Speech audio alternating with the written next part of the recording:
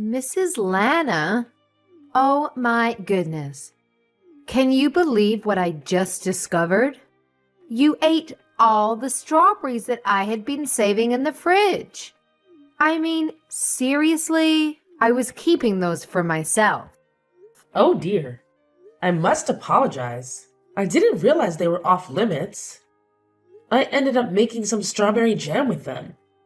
I can't even begin to wrap my head around this, Mrs. Lana.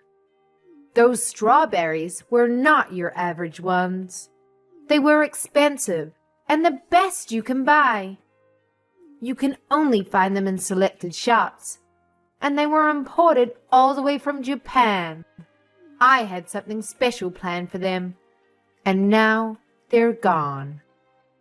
Well, you see, Violet, those strawberries were starting to show signs of spoilage.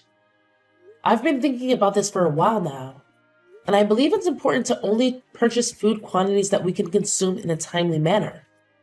I understand that you like to savor the finer things, but it often leads to waste when they go bad. Excuse me? Did I ask for your opinions on my eating habits? I don't need to hear anything from someone who can't afford to enjoy the finer things in life. You wouldn't understand the joy of cherishing these delicacies. Are you seriously calling me poor? Ugh, this is so frustrating. I can't take this anymore. I only agreed to move in with you because Steve promised me numerous benefits, but all I've experienced is stress. And what's worse, you help yourself to the nice things I buy without even asking. On top of that, you only contribute to a small fraction of the rent. And to top it all off, you don't even appreciate your daughter-in-law, despite everything she does for you. I'm sorry, but what exactly have you done for me? I let you live with me. I graciously opened my home to you. Didn't Steve mention that he wanted us to live together before the two of you got married? That's beside the point.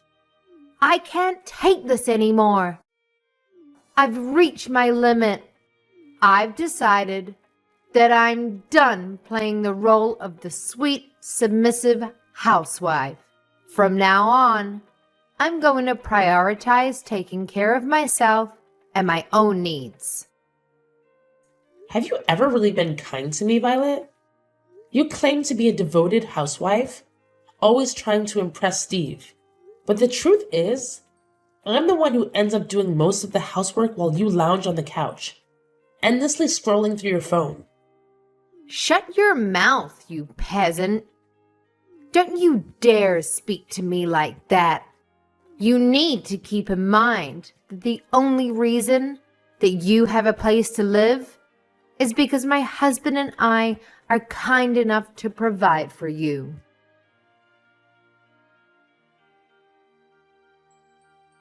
Steve, I need you to tell me what you told Violet to convince her to live with me. Huh? What do you mean, Mom? She just threw all of her anger at me and that this isn't what she signed up for. And that you told her that there would be benefits on her side by living with me. She even went as far to call me a peasant. And that I should be ashamed for not being able to spoil her. Violet told me that you were the one who came up with the idea to live with me. And that you convinced her to do so. So I need to know what you told her. Just come clean with it. I need to know this to straighten out this whole situation. Besides, I've been having a feeling that you're lying to me for a while now. What? I mean, you had a bunch of money inherited to you when Dad died, didn't you? He worked at a decent company, so I imagine the insurance was great. Therefore, I figured that you had enough to be well off for the rest of your life. Maybe even better than well off. So I told Violet that you would support us a pretty good amount per month if we let you stay over at our place. So we had a discussion and decided that it would be best to rent the money that we need for now and have you support us to pay it back. And you tried to ask me to live with you guys without raising any suspicions by keeping something so huge from me? Wow. I remember how happy I was when Violet told me that she wanted to keep me close for when I grew old. It was all about just money, huh? You don't have to say it like that, Mom. Don't you enjoy our company? After finding out about your motives? No, I don't. You turned Violet into a cold-hearted liar. Now all she does is complain about my presence and call me poor. I should never have even bothered living with the two of you. So explain everything to Violet right now. That there was never a conversation about me providing for the two of you, and that you lied about it. And while you're at it, apologize and tell her that you'll single-handedly provide for her from now on. What? How did our conversation end up in that direction?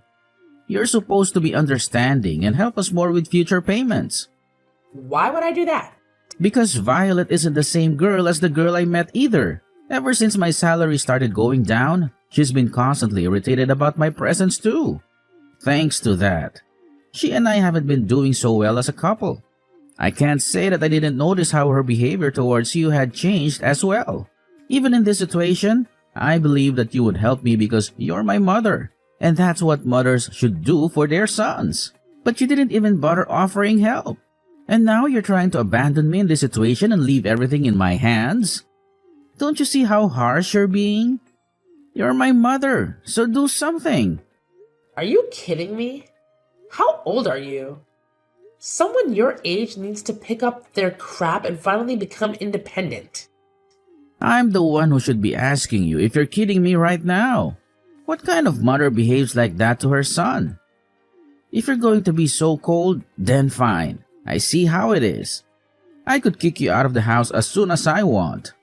You are going to kick me out, even though you're the one who suggested that I live with you in the first place? If that happens, you're going to be in big trouble, aren't you?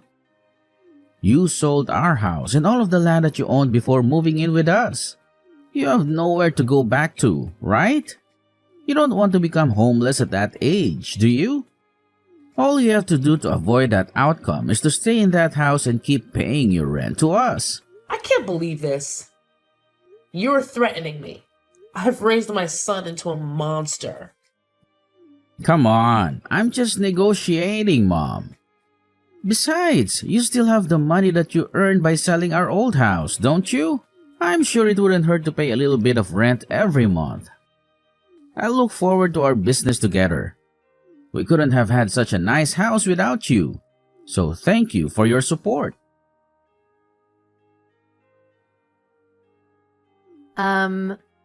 When are you going to pay rent for this month? Steve told me that you would be paying $3,000 for rent every month. Why have you still not paid us? What? $3,000? What kind of joke is that? Are you telling me that Steve lied to me again? Why does he always lie? To get out of trouble? He knows that he's going to get caught. Never mind. Then I'll just tell you myself.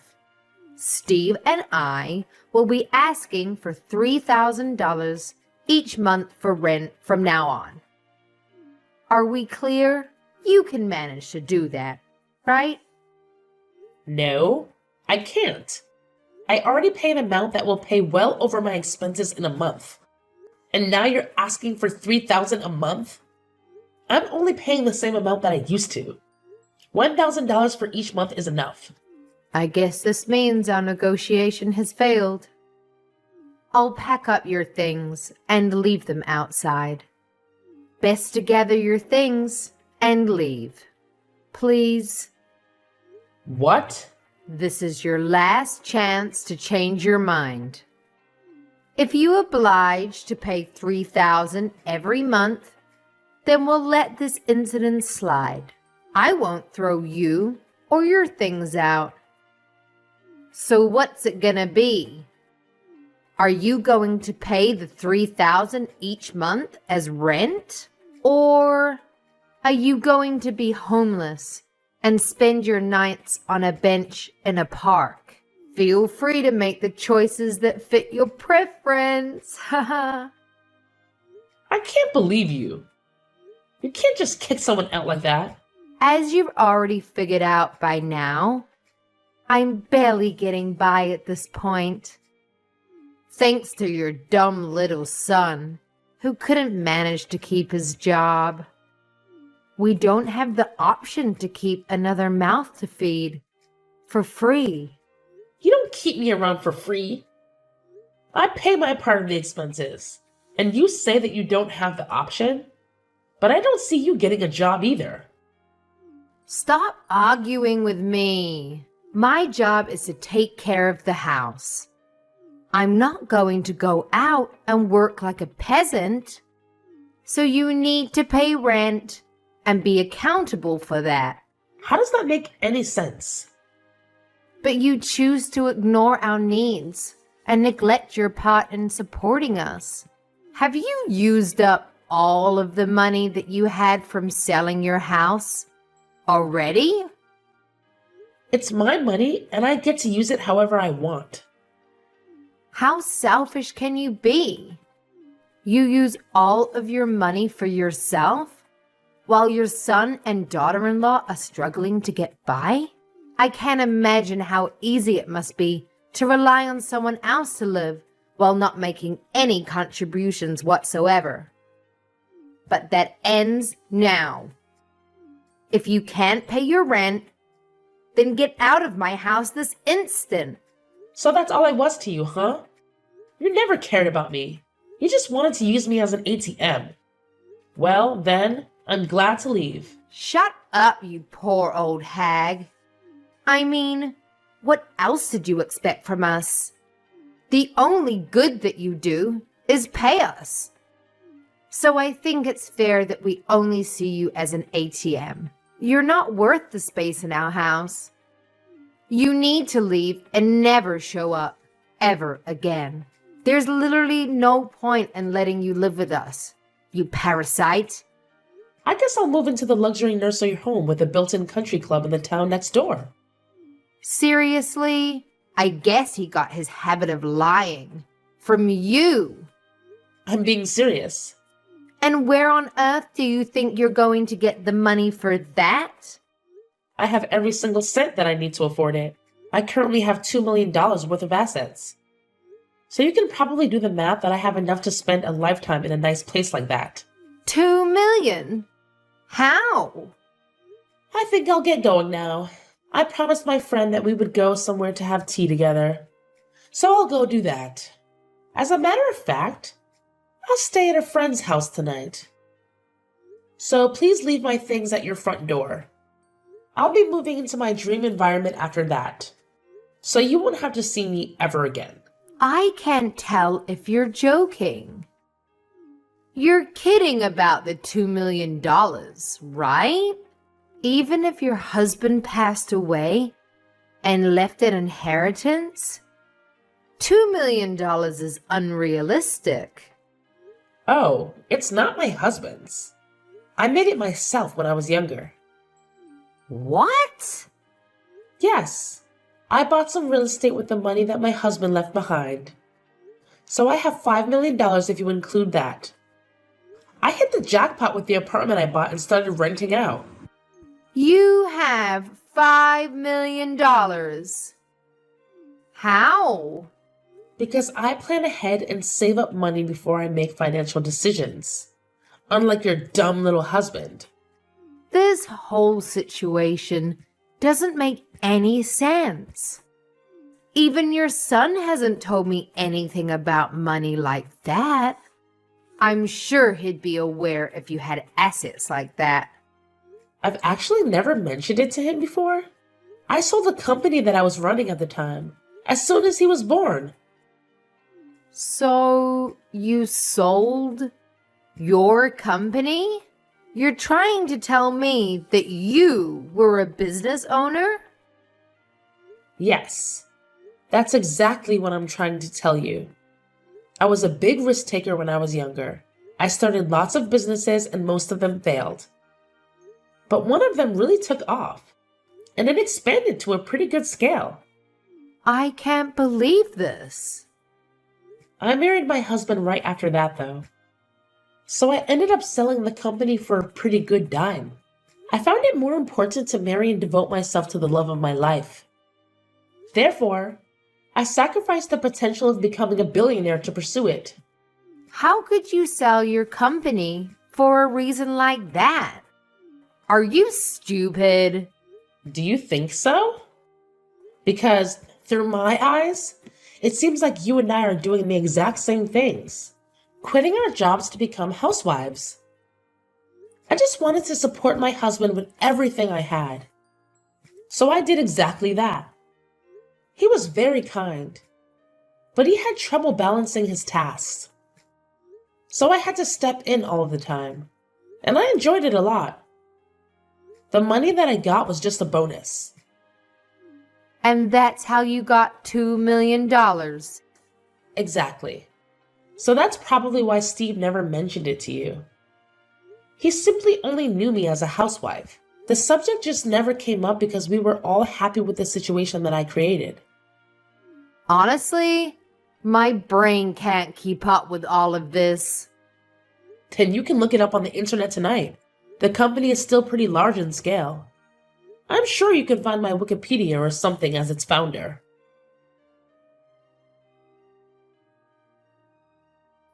Mom? What do you mean? You used to own a business?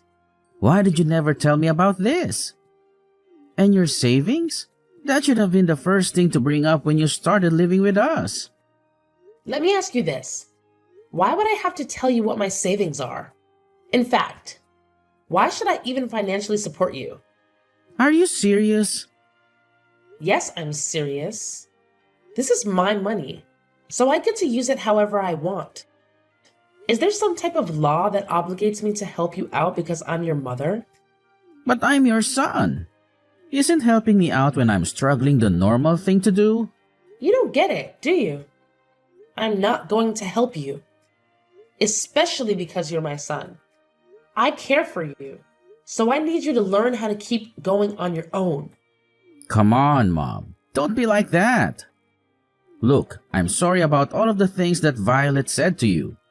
I really am. And I'll make sure that she understands her faults too. So can you please come back and live with us? Violet is saying she'll do all the housework from now on. And I'm sure things are going to work out this time. All you need to do is support us the way you always did. And all are going to be well. Sorry, but I just finished signing up for the nursing home that I was talking about earlier. So no, I won't be moving back with the two of you anymore. What? Have you already finished signing up? I mean, I can't just stay at a friend's house forever, can I? The place I'm moving to has a whole building to itself. So I'll be spending the rest of my life shopping and sipping margaritas next to a pool. My friend even said that she's moving in with me. So we'll be having the time of our life. They own a whole building? And a country club is inside? How much is that going to cost you? You could have so much money living with us instead. I'd rather use everything I have on myself than let you two parasites steal from me. I hope you and Violet live happily alongside each other. Don't mind me anymore. This poor old hag will be living in a beautiful nursing home with everything she needs to be the happiest she could be.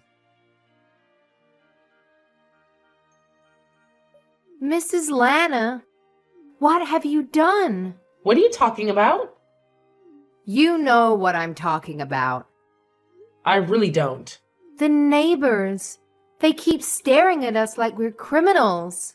And when we approach them, they wouldn't even look us in the eye.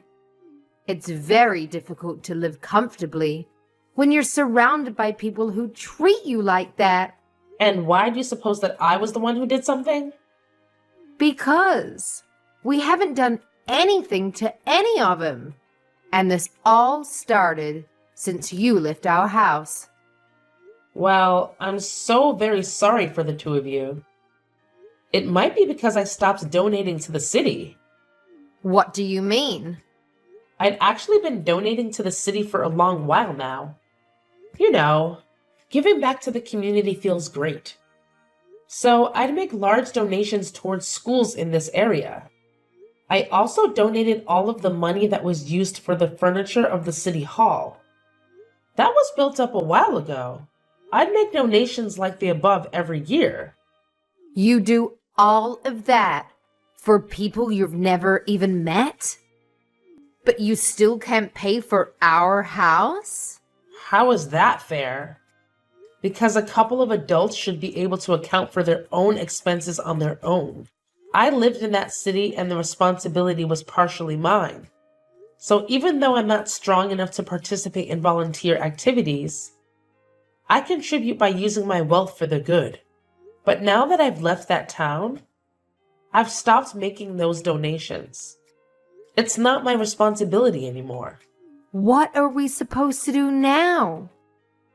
Everyone knows that the two of us were the reason you had to leave. So everyone in the city thinks we are a nuisance? I mean, there aren't many people who are capable of making donations that scale every year, so I guess there won't be anyone to replace me. But it's none of my business anymore. And I have to go easy on spending to keep living in this environment. So all I can say is good luck. What do you mean, good luck? How are we going to keep living here if every single person hates us? Please, come back to town. There's no way on earth that I will ever go back. I mean, who in their right mind would leave a living dream to go back to live with a crappy married couple? If the donations are the problem, then why don't you two just make the donations instead of me? It feels amazing to be able to give back to your community and be appreciated by the people at the same time. I think I've always had a thing for taking care of others. Then take care of us too, please. Why are you so cold to the two of us? Because it's my policy. I only like to take care of people who I like. Do you not like us? No. I like everyone in that city because they supported me a lot. When my husband first passed away, I had to start raising Steve alone. That's when I decided that I wanted to start making the donations. I'm proud to say that I can probably make any type of sacrifice for the people who I love.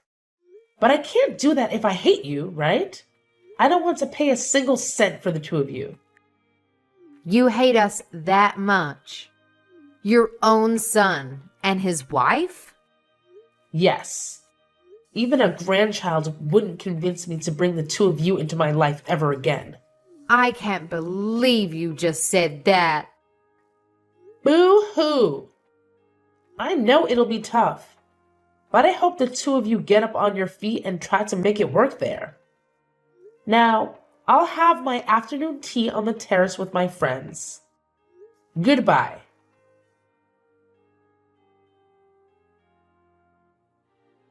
After that whole ordeal, let me tell you, I wasted no time. I immediately scheduled a meeting with my lawyer, and together we crafted a rock-solid will that laid out my final wishes. You know what I decided? I made it crystal clear that every single penny in my name would be donated to non-profit organizations from all corners of the globe. Talk about making a difference. As soon as I sent out the letters notifying these incredible organizations about my intentions, something amazing happened. Steve and Violet, the dynamic duo who had been bombarding me with desperate emails, suddenly went quiet. It's like a switch had been flipped. And they finally realized it was time to step up and take charge of their own lives. Can you believe it? Steve, bless his heart, decided to hit the books and buckle down on his studies. He knew that earning a certificate would be his ticket to that sought-after promotion at work. I have to give credit where credit's due. He really put in the effort to better himself. And Violet? Well, she surprised us all by snagging a part-time gig at a local cafe.